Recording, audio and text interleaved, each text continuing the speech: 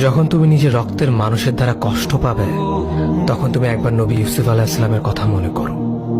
তিনি কিভাবে নিজের ভাইয়ের দ্বারা প্রতারিত হয়েছিল।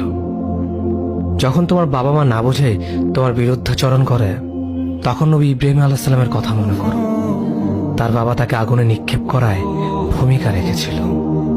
যখন তুমি সমস্যা থেকে পরিত্রাণের জন্য কোনো পথ পাবে না, তখন ইউনুস আলাইহিস সালামের কথা ভেবো। তিনি কতটা সময় তিমি মাছের পেটে আটকা পড়েছিল। যখন তোমার নামে কেউ মিথ্যা অপবাদ ছড়িয়ে দেবে, তখন মা আয়েশা রাদিয়াল্লাহু আনহার কথা মনে করো। তার নামে পুরো শহর জুড়ে কুৎসা রচনা করা হয়েছিল।